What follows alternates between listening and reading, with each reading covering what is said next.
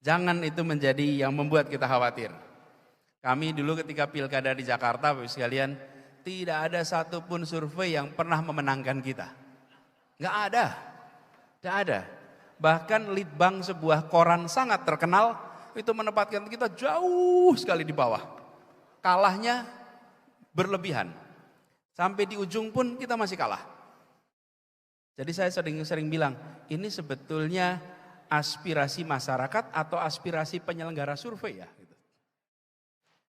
Bismillahirrahmanirrahim. Assalamualaikum warahmatullahi wabarakatuh. Alhamdulillahirrabbilalamin. Wassalatu wassalamu ala asrafil anbiya'i wal mursalin. Sayyidina wa habibina wa maulana Muhammadin. Wa ala alihi wa ashabi ajmain. Amma ba'du. Yang saya hormati, yang kita semua banggakan, yang tadi baru saja memberikan arahan yang luar biasa. Habib Abu Bakar Al-Habsyi, Sekjen PKS. Kita beri tepuk tangan untuk beliau.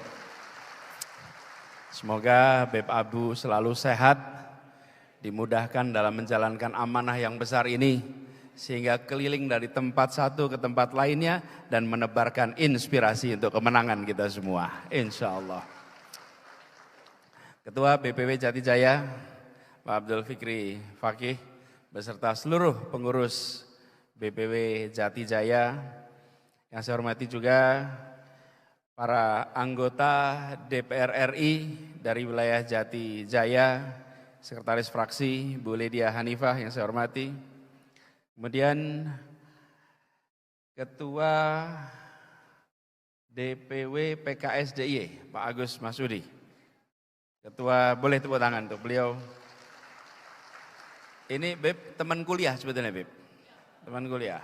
Satu gelanggang mahasiswa, jadi kita sama-sama tahu masa lalunya seperti apa gitu. Kemudian saya hormati Pak Muhammad Afif, Ketua DPW PKS Jawa Tengah. Ketua DPW PKS Jawa Timur, Pak Irwan Setiawan, dan seluruh jajarannya. Kemudian juga yang saya hormati hadir bersama kita di sini para pimpinan dari partai-partai koalisi, Ketua Partai Nasdem DIY, Mbah Subardi, Pak Subardi yang saya hormati, Ketua Partai Demokrat DIY atau yang mewakili Pak Fuad Burhan, Pak Fuad, terima kasih. Yang saya hormati juga pada tokoh-tokoh masyarakat yang hadir di sini, Pak Jazir yang saya hormati, juga Pak Sukri Fadoli, Pak Ahmad Hudori, dan juga para ulama, para pimpinan ormas, para tokoh masyarakat, seluruh anggota DPRD, baik Jawa Tengah, Jawa Timur, DIY, dan seluruh relawan yang bergabung bersama di sini.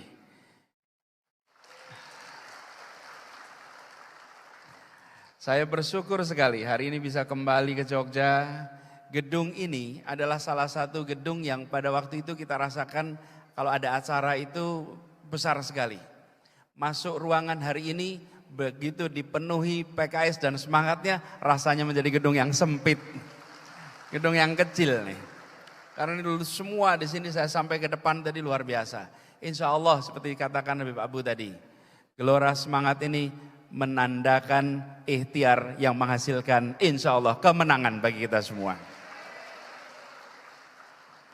Tadi pakai pantun, saya jawab pantun juga boleh ya? Boleh ya? Boleh, siap. Jalan-jalan di kota Jogja, mampir makan gudeg pepaya. 2023 kita bekerja, 2024 PKS Jaya.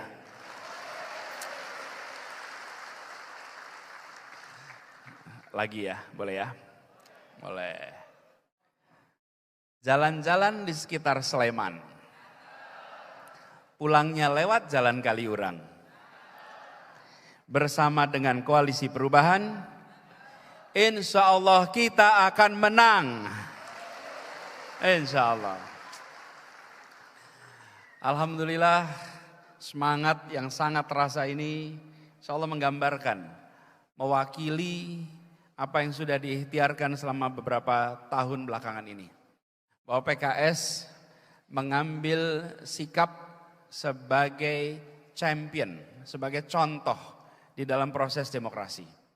Ketika mengikuti proses pemilu, ada hasilnya, di situ ada yang berada di dalam pemerintahan, dan ada yang berada di luar pemerintahan. Dua-duanya adalah pilar demokrasi. PKS mengambil rute yang konsisten. Ketika berada di rombongan yang tidak berada dalam pemerintahan, PKS menjalankan perannya di luar pemerintahan. Mungkin pada awalnya terasa seperti sendirian, tapi rakyat menilai, sejarah mencatat bahwa ini adalah partai penjaga demokrasi di Indonesia. Ada masa berada dalam pemerintahan, ada masa di luar pemerintahan. Dan ketika menengok panjangnya perjalanan 21 tahun. Kalau tadi Bapak Abu bilang 21 tahun itu usia yang sedang apa istilahnya, asyik-asyiknya gitu ya. 21 tahun. PKS harus memandang bahwa ini belum panjang usianya, masih panjang ke depan. Dan yang dilakukan bukan hanya memikirkan apa yang dikerjakan hari ini, tapi pikirkan apa rekam jejak yang akan muncul dari sebuah partai lintas waktu. Dan inilah yang kemudian bisa menjadi rujukan. Kedepannya nanti akan punya rekam jejak. Ketika dalam pemerintahan A, B, C, D, E yang dihasilkan, ketika di luar pemerintahan A, B, C, D, E yang dihasilkan. Ini adalah rekam jejak yang akan disajikan. Kadang-kadang banyak dari kita yang tidak berpikir tentang rekam jejak jangka panjang.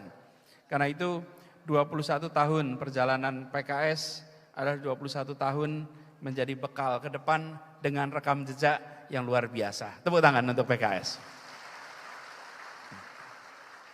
Bahkan 2 pekan lalu ada acara dengan buruh di peringatan Hari Buruh di kantor DPP PKS. Dan di situ para aktivis-aktivis buruh berjejer menceritakan sikap dan konsistensi perjuangan untuk menghadirkan keadilan bagi para buruh-buruh yang ada selama ini. Itu adalah contoh bagaimana kita memiliki rekam jejak yang nantinya akan terus dicatat. Saya sering berkomentar begini, memikirkan apa yang ditulis orang hari ini itu baik-baik saja. Tapi memikirkan apa yang ditulis sejarawan di masa depan itu jauh lebih baik lagi. Karena nanti mereka semua akan menulis dengan data yang lengkap. Tepuk tangan hari ini, tepuk tangan yang diraih karena langkah-langkah hari ini itu baik. Tapi apresiasi yang muncul lintas waktu itu menjadi kenyataan yang tidak bisa diubah. Dan itulah rekam jejak yang akan terus dibawa. Jadi selamat milad buat PKS. Yang kedua, ini sekaligus halal bihalal. Jadi tadi katanya paketnya paket hemat ya Pak Fikri. Semua jadi satu, pahe ini. Ini namanya gini, kalau paket hemat itu. Modal bismillah, hasil alhamdulillah. Modal bismillah, hasilnya alhamdulillah gitu. Nah, kalau kita lihat dengan suasana kemarin, Ramadan kemarin saya dapat kesempatan untuk berkeliling di wilayah Jati Jaya ini. Berkeliling, saya menjalani tirakat, mendengar, bukan berbicara, mendengar. Bertemu dengan petani, bertemu dengan peternak, bertemu dengan penjaga warung, bertemu dengan yang punya toko baju, bertemu dengan macam-macam. Dari mulai ketemu dengan para alim ulama sampai tokoh-tokoh kebudayaan, semua ketemu. Dan semuanya senyap, bukan sebagai sebuah kegiatan kampanye, tapi sebuah kegiatan mendengar, menyerap. Dan dari perjalanan itu, selama kalau tidak salah 14 hari, ada 26 kabupaten kota yang kami kunjungi selama 14 hari. Lebih dari 120 pertemuan dengan berbagai macam masyarakat, tokoh-tokoh masyarakat. Apa yang saya temukan dalam percakapan-percakapan itu, kami menemukan bahwa di Jati Jaya ini potensi untuk kita menang amat besar, jauh lebih besar daripada yang diprediksi banyak orang. Banyak yang menggambarkan Jati Jaya ini punya latar belakang A, B, C, D, F, G. Punya sejarah A, B, C, D, F, G. Sehingga memberikan perasaan kepada semua, wah ini sebuah wilayah yang mungkin tandus. Saya boleh sampaikan di sini, tempat ini subur dan tempat ini siap untuk ditanami semangat bagi kemenangan semuanya. Disebut tandus itu apa? Bila kita menanamkan ide, menanamkan pesan, susah tumbuhnya, susah nyebarnya, itu tandus. Dan banyak yang mengabarkan tandus-tandus. Jangan kita merasa bahwa persepsi yang diciptakan adalah kenyataan yang di lapangan. Belum tentu. Persepsinya belum tentu menggambar kenyataan. Lihat kenyataan, dan saya berbicara dengan para anggota legislatif di sini yang sudah senyatanya menang pemilu, memiliki kursi, tahu persis. Jadi tempat ini tempat yang subur, tinggal kita harus siap untuk mengerjakannya dengan cara yang benar, dengan cara yang baik. Insya Allah ide gagasan kita bisa tumbuh berkembang di tempat ini. Dan kita mengapresiasi sekali tema ulang tahun kali ini, yaitu perubahan untuk persatuan, sebagaimana nama koalisinya. Mengapa pesan ini harus digaungkan tentang persatuan ini? Karena kita menyadari bahwa bangsa ini amat beragam, dan kita menyadari bahwa ada yang sudah merasakan kesejahteraan, ada yang belum mendapatkannya. Ada yang sudah bisa bersekolah tinggi, ada yang belum bisa melakukan itu semua. Ini merupakan tantangan. Ketika kita bicara tentang persatuan, sulit sekali menghadirkan persatuan dalam ketimpangan. Sulit sekali menghadirkan persatuan dalam ketidakadilan. Karena itulah yang ingin kita hadirkan dan perjuangkan adalah keadilan, kesetaraan bagi semuanya. Keadilan, kesetaraan inilah yang menghasilkan rasa persatuan. Jadi ketika kita bicara perubahan, apa aspeknya? Menghadirkan keadilan. Nah kebetulan partainya namanya Partai Keadilan untuk bisa sejahtera, keadilan. Partai Keadilan. Jadi ini pesan bahwa dengan menghadirkan keadilan, insya Allah kita punya persatuan. Tidak mungkin kita bisa membawa bangsa ini dalam persatuan yang sesungguhnya apabila keadilan tidak serius diperjuangkan. Nah, untuk itulah kami berharap di dalam kita bergerak nanti fokus pada pesan yang kita ingin sampaikan, bukan fokus pada pesan yang mereka sampaikan. Jangan sampai kita berangkat kemana-mana dengan beban di pikiran kita merespon apa yang kita duga jadi pikiran mereka. Kita sering menemukan kita dilabeli A, B, C, D. Datang ke masyarakat jangan bawa perasaan bahwa kita punya label A, B, C, D, E. Tidak ada label itu. Datang dengan keyakinan kami membawa misi. Ini misi kami, jelaskan. Dan bila kemudian di lapangan kita menemukan orang-orang yang menyampaikan, tetapi ada kabar begini Pak, ada kabar begitu Pak, maka saya titip, jangan dibantah. Misalnya, ini capres yang diusung oleh PKS dikasih label A, B, C, D, F, G. Misalnya, tidak bersahabat pada minoritas, menganut garis keras misalnya. Lalu apa yang perlu jawab? Jangan di counter Bapak Ibu. Oh tidak, dia bersahabat, jangan. Katakan saja pada yang mengungkapkan itu, barangkali memang dia begitu ya. Gitu. Diberikan ruang untuk itu dijadikan seakan-akan sesuatu yang benar. Barangkali dia begitu ya. Lalu kasih follow up pertanyaan, ada contohnya tidak dia intoleran? Ada contohnya dia diskriminatif? Oke? Ada contohnya dia tidak bersahabat pada minoritas. Kalau yang ditanya itu diberikan pertanyaan seperti itu, saya bisa jamin dia tidak akan bisa memunculkan fakta atas pernyataan yang diungkapkannya. Jadi bukan kita membantah, tapi biarlah yang bersangkutan menemukan jawabannya sendiri. Dan inilah juga yang kita kerjakan di Jakarta. Bapak Ibu sekalian, setelah selesai pilkada, saya tidak membantah apapun yang dikatakan. Kami hanya kerjakan. Karena kami yakin pernyataan-pernyataan itu akan bisa dibatalkan dengan kenyataan-kenyataan. Pernyataan dibalas dengan pernyataan hanya menjadi debat berkepanjangan. Tapi kalau pernyataan ditangkis dengan kenyataan, dia akan bisa menguak fakta yang sebenarnya tersembunyi. Karena itulah Bapak Ibu sekalian, dalam kita bergerak, jangan sampai kita terlalu memikirkan apa yang kita duga dipandang. Termasuk bagi PKS, yang barangkali ada label-label pada PKS, A, B, C, D pada PKS.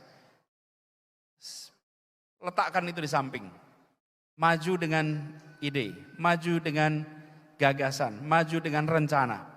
Dengan begitu maka kita akan bisa mendorong percakapan ini menjadi jauh lebih baik dan akan membawa masyarakat melihat kenyataan yang sesungguhnya.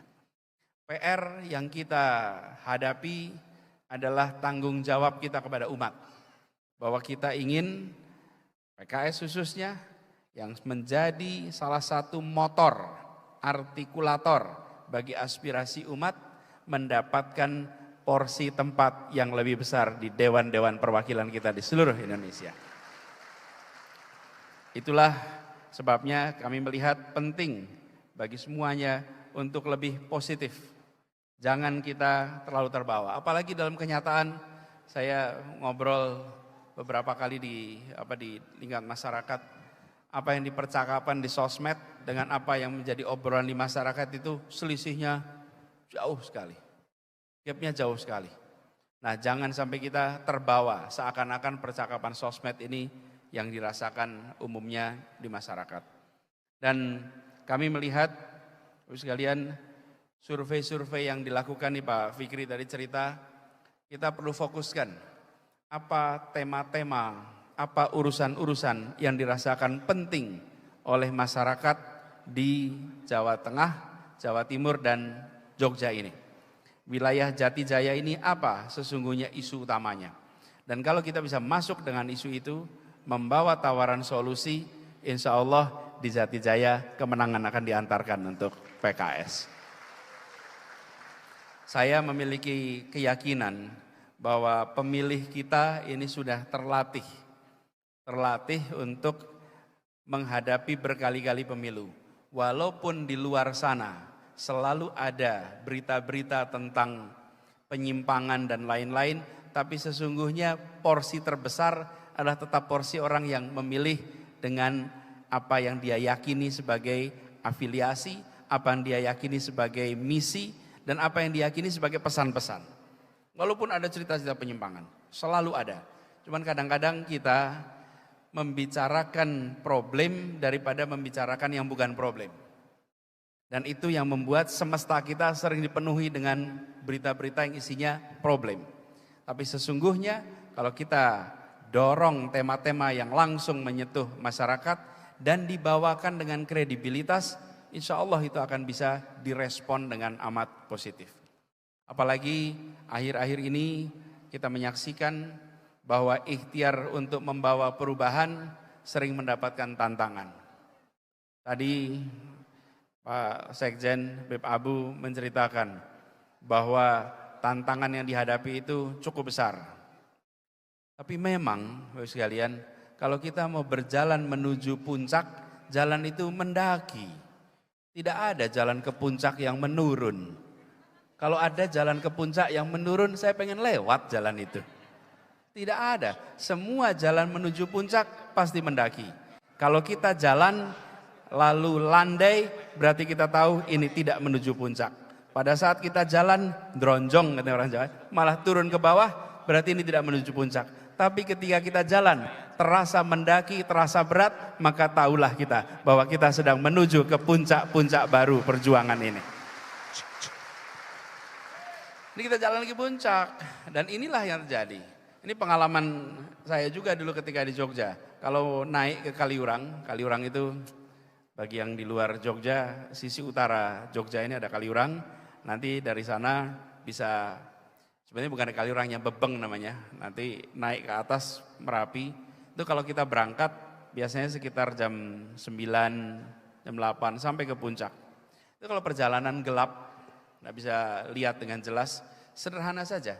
Bila rutenya sudah mulai landai berarti kita nggak kemana-mana. Tapi kalau rutenya masih naik, masih berat, ini berarti kita menuju ke puncak. Semua orang yang pernah mendaki gunung pasti merasakan itu. Walaupun tidak terbaca rutenya seperti Google Map, tapi terasa arahnya naik, ini berarti menuju puncak. PKS dan kita semua sedang merasakan perjalanan yang berat, itu artinya kita sedang menuju ke puncak-puncak baru itu. Dan survei-survei patut untuk kita jadikan referensi. Tapi jangan itu menjadi demotivasi. Jangan itu menjadi yang membuat kita khawatir. Kami dulu ketika pilkada di Jakarta, Bapak sekalian, tidak ada satupun survei yang pernah memenangkan kita. Nggak ada. Tidak ada. Bahkan litbang sebuah koran sangat terkenal, itu menempatkan kita jauh sekali di bawah. Kalahnya berlebihan. Sampai di ujung pun kita masih kalah. Jadi saya sering bilang, ini sebetulnya aspirasi masyarakat atau aspirasi penyelenggara survei ya. Gitu. Ini yang mana nih kita? Nggak tahu. Hari ini juga kita menemukan itu. Bahkan ada yang tanya kemarin di sebuah wawancara, Pak Anies ini banyak jegal-jegal. Gimana komentarnya? Saya komentari gini, mungkin yang menjegal-jegal itu sedang mengatakan bahwa survei aslinya tidak seperti itu. Loh, iya. Karena kalau di survei nomor 3, buat apa dijegal? Kan nomor 3. Kalau surveinya nomor 3, tapi tetap menjegal, mungkin dia punya survei yang sesungguhnya yang kita tidak tahu. Ini logika sederhana saja. Kalau dia percaya nggak usah dijegal, tungguin aja. Jadi kalau sekarang Nasdem, Demokrat, PKS, di surveinya kelihatannya angkanya rendah, tapi tekanannya kuat terus, sesungguhnya ada survei lain yang angkanya lebih tinggi. Nah, tapi itu dinamika yang membuat kita bisa melihat. Kami perhatikan, gunakan ini untuk feedback, terutama pada substansi. Bukan semata-mata feedback pada angkanya, tapi substansinya. Tema apa yang kunci, urusan apa yang penting. Dan kita merasakan masyarakat kita ini begitu bicara tentang perubahan, maka nomor 1 dia bicara tentang lapangan kerja, biaya hidup, pendidikan, kesehatan. Inilah yang paling dasar. Yang selalu dimanapun kita tanya, ini yang menjadi isu yang paling utama. Kita masuk di tema-tema itu, kita bawa itu. Lalu keadilan. Dan kita bicara keadilan, kesetaraan di depan hukum. Sesuatu yang sekarang menjadi PR luar biasa. Kita ingin agar hukum ditegakkan. Sambil kita juga ingin bahwa hukum tidak ditegakkan hanya untuk sebagian dan sebagian yang lain dibiarkan melenggang begitu saja. Jadi tidak boleh kita tebang pilih kira-kira begitu. Harapannya ini kita jaga terus ke depan. Bapak Ibu sekalian yang saya hormati, para pimpinan PKS Jatijaya, para pimpinan di setiap provinsi, kabupaten, kota, izinkan saya mengucapkan selamat.